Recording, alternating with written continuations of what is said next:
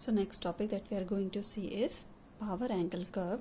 In last section of the video we have derived the expression for maximum power at the receiving end, and it was given as PR maximum is equal to VS VR upon Z minus VR square upon Z into R upon Z. Here we have considered a line with transmission line having resistance R. Now in this topic, power angle curve, we will just consider a lossless line. Here for that resistance will be 0 and the power that will be transmitted will be given as PR is equal to VS VR upon X.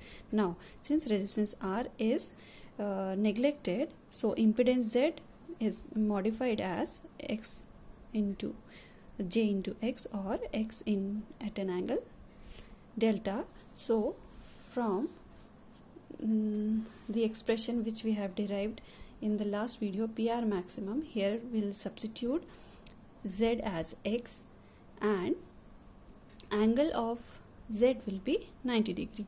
So here VS VR upon, for lossless line, instead of Z here it will be X, and cos of 90 minus delta minus, or it will be or we can see it from this expression here which we derived in the last video as PR into, here instead of Z we'll substitute X, so VS VR upon X into cos of, now this theta has become 90 degree since we have neglected R, so in place of theta 90 degree will come, minus VR square upon X, again in place of theta 90 degree. So this expression modifies as PR equals to VS VR upon X into sine delta. So now for a lossless transmission line, for this transmission line where we have neglected the resistance, the power that is transmitted is given as power at the receiving end is VS VR upon X into sine delta. Now this power will at the receiving end will be maximum when angle delta is equal to 90 degree, or in that condition we can write this PR as PR maximum is equal to VS VR upon X, and this expression can be modified as VS VR upon X can be written as PR maximum into sine delta. That means this PR now depends upon, power at the receiving end depends upon PR maximum and sine delta. Again in PR, if we see in PR maximum, sending end voltage and receiving end voltage cannot be changed, and we cannot change this transmission line reactance, so this PR maximum is considered as constant, and this PR maximum is the stability limit, steady state stability limit, and so this power at the receiving end wholly depends upon this load angle delta.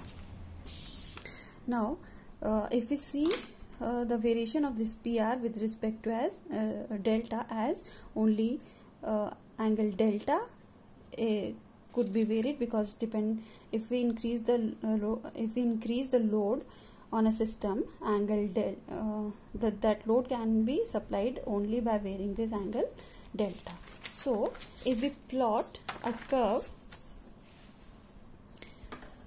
thus if we see from the above equation, or we plot a curve with P and delta, because with variation of this delta this P will change, and from that expression we can see we get a sinusoidal curve which whose maximum value is PR max, or we can say P maximum.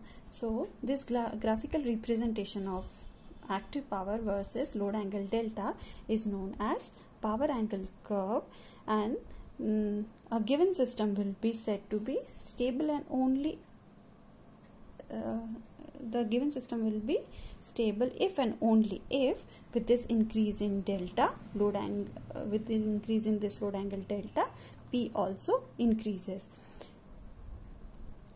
and the maximum maximum load that can be supplied depends upon this P maximum, and we see that after delta equals to 90 degree, if we further increase load angle delta, P starts decreasing. Further, if we increase delta, this P will start decreasing from the previous value. So our stability criteria is this: with the load angle, with an increase in load angle delta, P should increase. Now this P maximum, or this PR maximum, is equal to Vs VR upon X. This is known as the steady state stability limit, and this stability limit can be increased by increasing the excitation of the motor or by of the generator or motor, or both. And second way is by reducing the transfer reactance between both the machines.